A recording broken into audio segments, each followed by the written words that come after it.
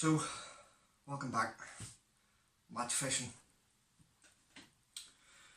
For me, I didn't really know too much about match fishing. I sort of went into it blind. You get to know people. People teach you different things. Knowledge is power when it comes to fishing. So, the rod I would use for match fishing. Sometimes I would use this just on a clean beach as well. I'll explain a wee bit more to do with that. It's a Black Rock Renaissance, I think it's called. It's not a rod for, definitely not a rod for like rough ground.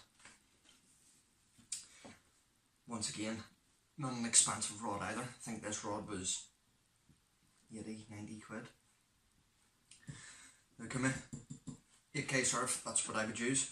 I did use the Tronics Pro, is it Veritas or something, XT, I can't even remember. I snapped it, so that's how good that was.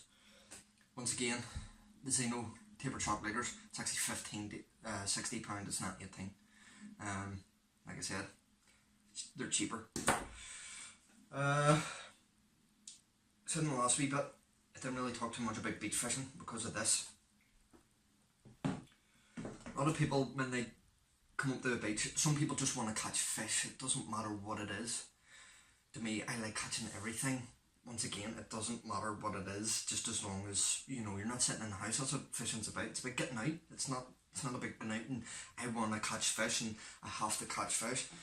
It's about getting out. You're not sitting in the house experiencing and seeing stuff. I've seen so many cool stuff that you would never have seen unless you were out fishing. So beach fishing, a lot of people come up, big baits, they just hammer it out as far as they can. Not really how it works. That's how I thought it worked as well, until boys, you know, I started getting into match fishing and boys sort of taught me that if you're doing this, you're going too far. A lot of flatfish sit right at the edge of water. I know for the likes of Waterfoot Beach, you literally go arm's length and drop it in. That's where all the flats are. From flounder, plaice, turbot, you know. Sometimes things get a wee bit tricky.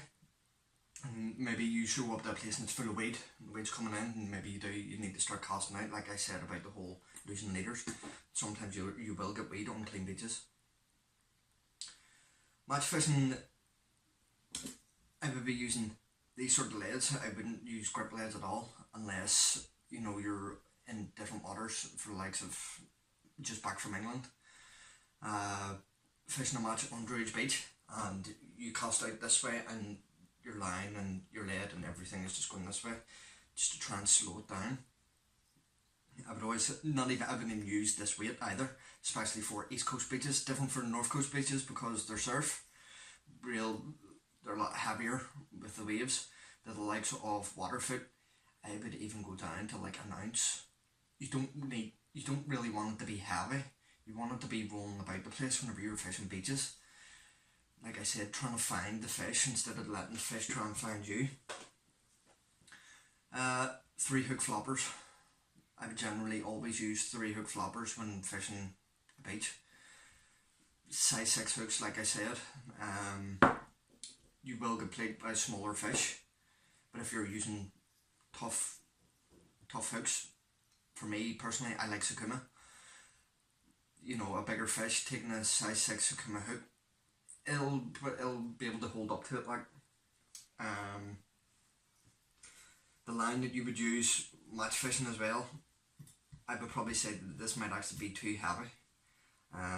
You can go right down.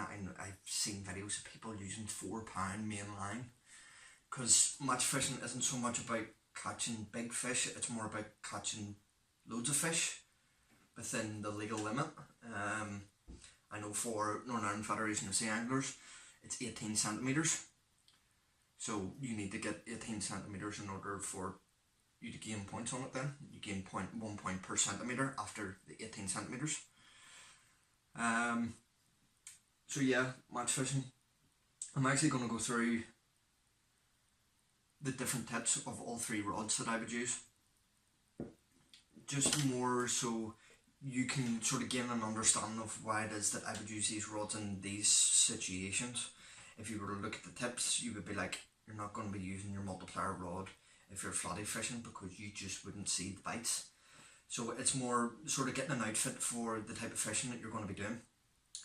Next segment is going to be, I'm going to be talking about conger fishing, not so much with the heavy multiplier rods.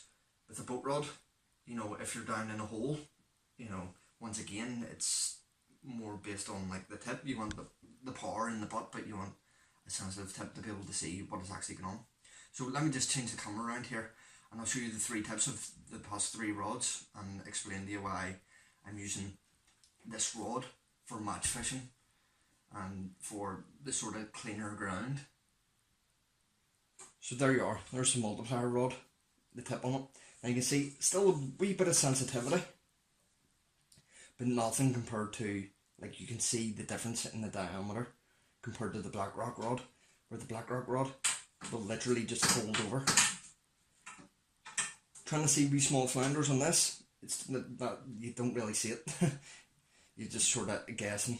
So this is why I would use more something that's a lot more fine at the top, a lot more springy. Then wee small bites for match fishing, that's what you want to see. You want to see the wee small tiny bites. Sometimes you'll not even see the bites. And if you just compare that, this is pretty much my all-round rod. It's sort of like in the middle. It's not super thick, but it's not quite as thin as what the black rock rod is. So yeah, hopefully that helps. You do sort of want a rod based on where it is that you're fishing. Like I said, the Pen Rampages are the ones I use for probably like 90% of my fishing. Unless I am fishing heavy ground. But I said this before as well, I've seen people use Pen Rampages on rough ground as well, and it can handle it fair enough. I've never really seen a big fish on them. I'm sure you're not really going to get big fish here, but boys in England and Wales and stuff, you know, especially like Bristol Channel, where they get like the heavier rays, I'm sure like there's absolutely no problem on these Pen Rampages. So yeah, there you go. Pick a rod that you're going to use based on what it is you're fishing for and the type of ground that you're fishing. I would definitely recommend the Rampage if you're just looking at an all-round rod. But like I said, you'll not see sort of the more finicky bites or the smaller bites based on smaller fish, compared to actually using more like a continental style rod, which is why this is so fine. So yeah, I think that concludes this part of the segment. I think next up I'm going to be talking about rigs, and like I said, I will show you the different rigs that I use based on ground that I'm fishing.